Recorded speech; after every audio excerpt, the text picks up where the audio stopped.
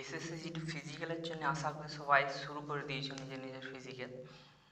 শুরু করে দেওয়াই দরকার। যদি এখনও ভাবছো যে আমার নাম্বার প্রায় টাইটাই আছে আর আমি মেডিকেলে ডাক পাবো কি নেই, শুধু ফিজিক্যাল পর্যন্তই ডাক পাবো, এমনি হওয়ার কোনো কারণ নেই। তোমাকে অবশ্যই, যেহেতু তুমি পাস হয়েছো, তোমাকে ফিজিক্যালের প্র্যাকটিস করে ফিজিক্যাল অ্যাটেন্ড করতে যাওয়া অবশ্যই দরকার। দেখো, ফিজিক্যাল রিলেটেড কিছুগুলো প্রশ্ন অনেক জিজ্ঞাসা করা হয়েছে, মানে জিজ্ঞাসা রেগুলারলি করেই যাচ্ছ। যেমনি কিছুগুলো প্রশ্ন যে ঘড়ি পরে দৌড়তে দেবে কি নেই, খালি পায়ে দৌড়া ঠিক হবে কি জুতো পরে দৌড়া, রিপোর্টিং টাইমের আগে কতক্ষণ আগে আমাদেরকে লাইন দিতে দেয় ওইখানে, খাবার কি কি খাওয়া প্রয়োজন রয়েছে, আর কত পার্সেন্টেজ ফেল হয় কত পার্সেন্টেজ পাস হয়, এরকম অনেকগুলো প্রশ্ন ছিল। ডকুমেন্ট কী কী লাগবে, এইবারে কি এই ফিজিক্যাল আর মেডিকেল একই সাথে হবে কাকের বারের মতন, এরকম কিছুগুলো প্রশ্ন জিজ্ঞাসা করেছিল। তাহলে এই ভিডিওটা আমি এই প্রশ্নের উত্তরগুলো দিয়ে দিচ্ছি, ভিডিও শেষে দিচ্ছি। তার আগে আমি আমার ফিজিক্যালের যে এক্সপিরিয়েন্স ছিল সেটা বলে দিচ্ছি।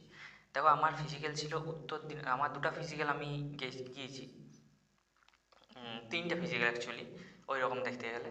তাহলে আমি রিসেন্টলি যেটা 2024-এর সেই ফিজিক্যালেরটাই আমি বলছি। তাহলে 2024 সালে যে ফিজিক্যালটা আমার ছিল সেটা উত্তর দিনাজপুর বিএসএফ ক্যাম্পে ছিল। আমাদের রিপোর্টিং টাইম 5টার সময় ছিল। সবাই অবশ্যই চেষ্টা করবে নিজের ফিজিক্যাল ডেটের একদিন আগে সেন্টারে পৌঁছে যাওয়া, আর সেন্টারে গিয়ে করে জিজ্ঞাসা করে নেওয়া যে কত নাম্বার গেট থেকে আমাদের এন্ট্রি হচ্ছে। এইটা যাদের প্রথম প্রথম ফিজিক্যাল হবে তাদের একটু লেটে শুরু হবে, মানে 9টা 10টা বেজে যেতে পারে দৌড়ানো শুরু হতে। আর যা আস্তে আস্তে যত সময় পার হবে তত তাড়াতাড়ি হবে, কারণ অনেক কিছু সেট করার থাকে, সে সেট করতে একটু সময় লাগে। যারাই করুক, যে ক্যাম্পেই করুক, তাদের একটু সময় লাগে। প্রথম 3-4 দিন ধরে চলতে পারো, যে 10টা 11টা এরকম তোমার ফিজিক্যাল শুরু হবে। এসএসসিজিডির ফিজিক্যাল দুভাবে হয়, একটা হয় গ্রাউন্ডে আর একটা হয় তোমার রোডে। রোডে যেটা হয় সেটা আড়াই যেতে হয়, আড়াই আসতে হয়। তাহলে আর যেটা গ্রাউন্ড থাকে, গ্রাউন্ড সবার আলাদা আলাদা। আমাদের যেটা ছিল হাফ হাফ কিলোমিটারের দুটা ছিল, আর পুরা 1-1 কিলোমিটারের 4টে দৌড়তে হয়েছিল, তাতে আমাদের 5 কিলোমিটার হয়ে গিয়েছিল। যারা প্রথমবার যাবে তাদের জন্য বলছি যে কাউকে যদি বন্ধু বা গার্জেন কেউ যদি সাথে থাকে তো খুব ভালো হয়, নিয়ে যাবে, তাতে একটু সুবিধা হবে, একটু মনোবলটা বাড়ে। তাতে অনেক কিছু জিনিস থাকে যে জিনিসগুলো তুমি প্রথমবার এক্সপিরিয়েন্স করবে। আর যারা একের বেশি চলে গিয়েছো তারা তো আলটিমেট একলাই যাবে পুরাটা, একলাই গেলেও কোনো অসুবিধা হবে না। প্রায় সব কিছু একই দেবে, শুধু মনোবলটার জন্য একজন যদি কেউ থাকে পিছনে, মানে কোনো অসুবিধা, যেমনি কোনো ট্রেন ছাড়াই গেল বা রুম কোনো পাওয়া যাচ্ছে না, এরকম কোনো ছোটো ছোটো জিনিসের জন্য একজন সাথে থাকলে ভালো হয়। তাহলে একদিন আগে পৌঁছে যাবে, আমরাও একদিন আগেই পৌঁছেছিলাম। একদিন আগে পৌঁছে করে ওইখানে গিয়ে করে তোমার বন্ধু অটোমেটিকলি বনে যাবে। তোমার রুম পার্টনার যারা রইবে সবাই তো ফিজিক্যালের জন্য এসেছে, তাহলে তাদের সঙ্গে তুমি ভালো রকম বন্ডিং বানিয়ে নেবে। আমরা 4জন ছিলাম রুমমেট, তাহলে আমরা 4জনেই ঠিক করি যে 9:30 10টা নাগাদ আমরা ঘুমিয়ে পড়বো, আর সকালে 3টার সময় উঠবো, ফ্রেশ হয়ে করে আমরা 4টার সময় লাইনে চলে যাব। ঠিক ওইটাই করি আমরা। পরের দিন 4টার সময় যখন লাইন, আমাদের 4টা থেকে এন্ট্রি শুরু হয়ে গিয়েছিলো, মানে লাইনের কোনো সিস্টেম নেই। তুমি গেটের সামনে গেলেই জিজ্ঞাসা করে নিচ্ছে যে তুমি ক্যান্ডিডেট, যদি ক্যান্ডিডেট হও তাহলে আধার কার্ড, 1 কপি ফটো নিয়ে ওইখানে দাঁড়িয়ে রইতে হবে। এন্ট্রি গেটে শুধু ওই দুটোই প্রয়োজন হয়েছিল, যে 1 কপি ফটো আর আধার কার্ড। আধার কার্ডটা দেখছিল, জিজ্ঞাসা করছিল নাম কি, ডেট অফ বার্থ, এগুলো, আর একটা সাইন করার ছিল। আর ফটোটাকে ওইখানে একটা ফর্মে মানে চিপকাচ্ছিল। তাহলে ওইটা একটা হয়ে গেল। তারপর কিছুক্ষণ পর ওইখানে লাইন দেওয়া হলো, পরের পর লাইন দেওয়া দিত। তারপর একটা জায়গায় নিয়ে গেল, সেই জায়গা থেকে আমাদেরকে লাইন বাই লাইন 10জন করে লাইন বাই লাইন করে, আমাদের যেহেতু 100 জনকে ডাকা হয়েছিল, ওই 88-90 এরকম অ্যাটেন্ড ছিল, তাহলে এমনি লাইন বাই লাইন করে দাঁড় করাই করে একটি করে ফর্ম দিয়েছিল। এই ফর্মটা কিন্তু ফিল আপ করতে হবে নির্ভুলভাবে, ডবল মার্ক চলবে না। ডবল তুমি কোনো কিছু যদি চালাই দাও তাহলে ওই মার্কটা কাটে দেওয়া হবে। আর কোনো কিছু এখানে ভুল চলবে না।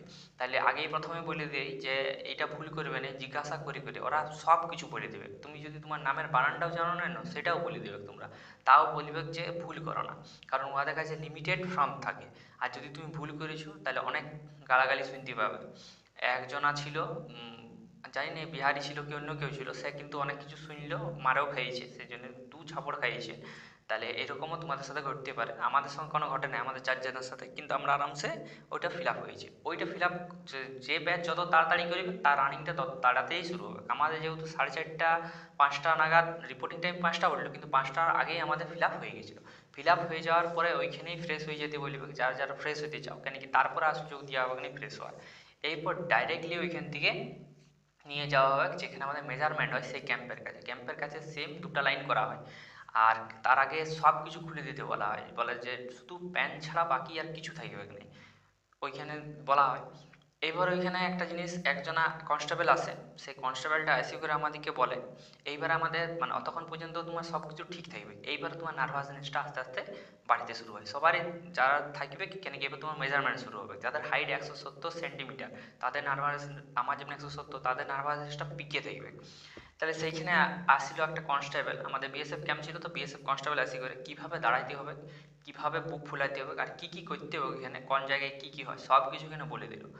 এটা বলে দেওয়ার কারণ এটাই যে আমাদেরকে একটা করে চান্স দিচ্ছিল, একবারে দাঁড়াতে পারবে যেমন দাঁড়াবে তোমার মর্জি, একবারে ছাতি ফুলানোর জন্য দিবে, ওইখানেও ফিঙ্গারপ্রিন্টও একবার, মানে একবারে বেশি দুবার ওরা করছে না, যদি দুবার করতে হচ্ছে তাহলে তাকে বার করে দিচ্ছে।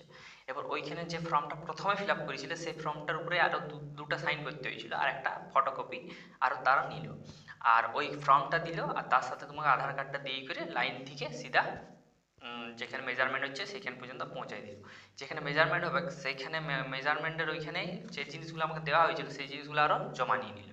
প্রথমে করা হয়েছিল হাইট, তারপরে করা হয়েছিল চেস্ট, আর তারপর করা হয়েছিল ওয়েট। এই তিনটা আরামসে, যাদের যদি তুমি ঠিক, যারা 170 সেন্টিমিটার তারা ভালো করে শোনো, যদি তুমি ঠিকঠাকভাবে দাঁড়িয়েছো তাহলে অবশ্যই তুমি 170 সেন্টিমিটার আসি যাবে, কিন্তু তোমার দাঁড়ানোতে যদি একটু প্রবলেম রয়েছে তাহলে কিন্তু তুমি 170 সেন্টিমিটার থেকে কম আসবে। আর যদি একটু 0.1 যদি কম থাকে না তো তোমাকে বাদ দিয়ে দেওয়া হবে, এটা মাথায় রাখবে। আর পুরা যে এই সব কিছু হবে সে বিয়ে বাড়িতে ভিডিও ক্যামেরা হয় না, ওই রকম ক্যামেরার মাধ্যমে সব কিছু রেকর্ড করা হবে। তুমি এটাকে চ্যালেঞ্জেই করতে পারবে না যে আমার সঙ্গে কোনো ভুলভাবে মাপা হয়েছে বা কিছু হয়েছে, তোমার সব কিছু হয়ে গেল। এরপর দুটো গ্রুপে দুজনকে ভাগ করে দেয়, যারা পাস করে তারা এ গ্রুপ, যারা ফেল করে যায় মেজারমেন্টে তারা বি গ্রুপ। দুটো গ্রুপে সেম, যারা পাস করে তাদেরকে টেন্টের পাশে বলে দেওয়া হয় যে রেডি হও এবার ফিজিক্যালের জন্য, জুতা পরে নাও। আর যারা ফেল করে তাদেরকে বলে যে নিজের নিজের ব্যাগ যেগুলো রয়েছে সেই ব্যাগগুলো নিয়ে করে এখানে বসে থাকো। তারপরে এরপর শুরু হয়, তার 20 মিনিট প্রায় পরে শুরু হয়ে যায় কী বলে গ্রাউন্ড রানিং। এবার রানিংয়ের একটা জিনিস মনে রাখবে, রানিংয়ে চিপ সিস্টেম এখানে নয়, এখানে ক্লক সিস্টেম। ক্লক, তার একটা অফিসার থাকে, তার কাছে ক্লক একটা থাকে, সেই ক্লকটাতে সে দেখতে থাকে। মনে রাখবে অনেক জায়গায় ফায়ারিং করে গুলিতে, মানে বন্দুকে। আমাদের এখানে কিন্তু ক্ল্যাপ দুটো কাঠের ইয়া ছিল, এমনি করে জোরসে মেরেছিল তো ক্যাট করে একটা আওয়াজ হচ্ছিল, বলে দিয়েছিল ইনস্ট্রাকশনটা যে আওয়াজটার পরেই সবাই দৌড়াবে, যদি আওয়াজটা আগে কেউ দৌড়াইছো তাহলে সাথে সাথে তাকে ডিসকোয়ালিফাই করে দেওয়া হবে। তা আওয়াজটার পরেই সবাই দৌড়াতে শুরু করে। আমাদেরকে দুটো হাফ হাফ, মানে 500 মিটার দৌড়াতে হয়েছিল। আর তারপরে প্রথমে 500 মিটার আর শেষে 500 মিটার, আর মাঝে 4 কিলোমিটার 1 কিলোমিটার করে এক একটা গ্রাউন্ড দিতে হয়েছিল। তো আমি গ্রাউন্ডেই প্র্যাকটিস করেছিলাম, সেই জন্য আমার খুব একটা অসুবিধা হয়নি। এবার একটা জিনিস মনে রাখবে, তোমার যখন সেন্টার পড়ে যাবে তখন সেন্টারটা তুমি দেখে নেবে যে তোমার গ্রাউন্ডে মাঠটা হবে কি তোমার রোডে হবে। যদি রোডে হয় তুমি রোডে প্র্যাকটিস করবে, আর যদি তোমার গ্রাউন্ডে হয় তো তুমি গ্রাউন্ডে প্র্যাকটিস করবে, এটা মাথায় রাখবে। আমাদের আমার বা আমরা চাই 4 জন ছিলাম, 4 জনের কোনো তেমন অসুবিধা হয়নি যে ইয়াতে কিনা গ্রাউন্ডে আমরা আরামসে দৌড়েছিলাম।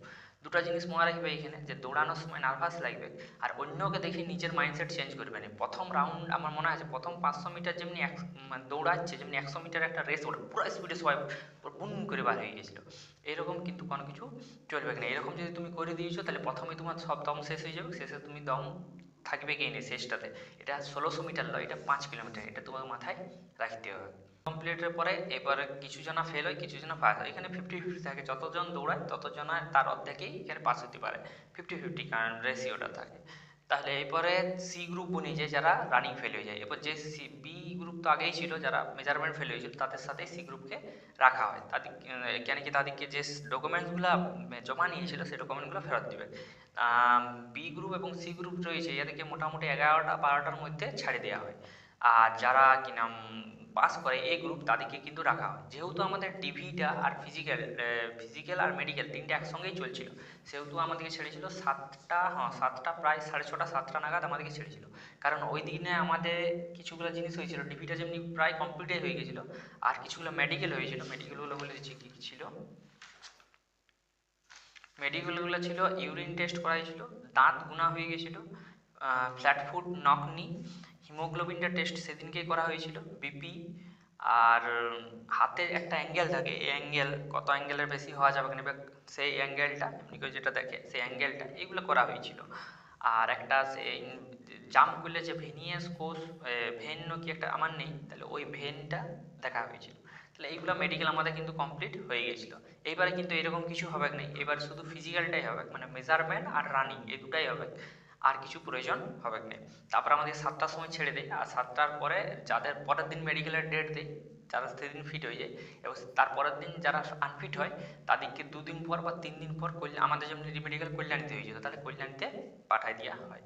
এটাই ছিল ফিজিক্যাল। মহারেখের ফিজিক্যালটা খুব মজার জিনিস, মেডিকেল থেকে ফিজিক্যালটা খুব মজার জিনিস, এখানে ভয়ের কিছুই নেই। যদি তুমি পাস করেছো, ফেল করলে তোমার মনে হয় যে কখন ঘর ফিরে আসবো, কারণ অনেকটা দূরে তোমার সেন্টার পড়বে, সেখান থেকে ঘর পৌঁছাতে মোটামুটি একদিন আরও একদিন লেগে যাবে, যতক্ষণ না ঘর পৌঁছেছে ততক্ষণ পর্যন্ত তোমার ভালো লাগবে না। আর যদি তুমি পাস করেছো তাহলে তোমার থেকে মজা আর কিছুই নেই, কারণ তুমি জানছো যে তোমার যে নাম্বার, আমার যে নাম্বারটা ছিল সেই নাম্বারটাতে আমার হয়েই যেত। তাহলে তুমি একটু বেশি নাম্বার যদি তুলে রাখো, আর যদি মেডিকেল আর ফিজিক্যাল কোয়ালিফাই করতে পারো, তবে অবশ্যই তুমি জিনিসটা হয়ে যাবে। এবং তোমাদের যে প্রশ্নগুলো ছিল সেই প্রশ্নগুলো বলে দিই, যে ঘড়ি পরে দৌড়াতে দেয় কি নেই। ঘড়ি পরে অবশ্যই দৌড়াতে দেয়, তুমি যে কোনো ঘড়ি পরে দৌড়াও, তোমার মর্জি। আমাদের ওইখানে ডিজিটাল ওয়াচ পরেও দৌড়াইছিল।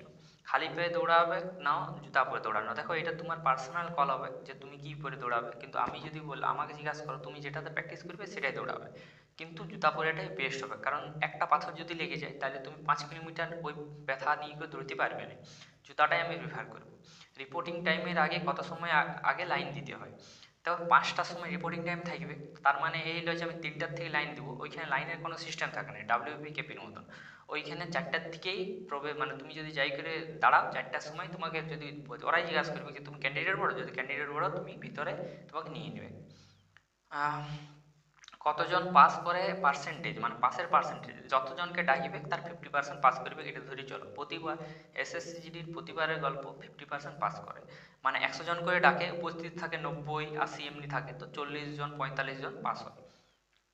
এবারে মেডিকেল এবং ফিজিক্যাল কি একসাথে হবে না, এবারে মেডিকেল ফিজিক্যাল একসাথে হবে না, পুরোনো প্রসেসে হবে। আগের বারে হয়েছিল কারণ সময় কম ছিল, তাড়াতাড়ির মধ্যে নিয়োগ করতে হয়েছিল, এবার কিন্তু সময় বেশি আছে, মেডিকেল ফিজিক্যাল আলাদাভাবে হবে, ডিপিটা মেডিকেলের সাথে হয়। ফিজিক্যালের দিনে কী কী ডকুমেন্টস লাগে, তাহলে ফিজিক্যাল দিনে তেমন কিছু ডকুমেন্টস লাগে না, কিন্তু আমি বলবো সব ডকুমেন্টসই নিয়ে যাবে। তোমার মূল যেটা লাগে সেটা হচ্ছে আধার কার্ডটা, যদি আধার কার্ড না থাকে তাহলে পেন কার্ড বা ভোটার কার্ড দিলেও কাজ হয়ে যায়, কিন্তু আমি বলবো সব ডকুমেন্টসই তুমি ক্যারি করবে। আর একটা জিনিস মনে রাখবে, ডোমিসিয়ালটা, আর যদি এসটি এসসি বা ওবিসি যারা রয়েছে তারা নিজের এনসিএলটা করে রাখবে, এটা কিন্তু না করে রাখলে কিন্তু ডিবিতে তোমার অনেক অসুবিধা হবে। কেমনভাবে দৌড়ালে পাস করবে, দেখো এখন অনেক সময় আছে, তুমি আরামসে প্র্যাকটিস করো, তুমি যেমনইভাবে ভালোভাবে যদি প্র্যাকটিস করো এই প্রশ্নের উত্তর আমার কাছে জানার প্রয়োজন হবে না, তুমি নিজে নিজেই পাই যাবে কেমনভাবে দৌড়ালে পাস করবে।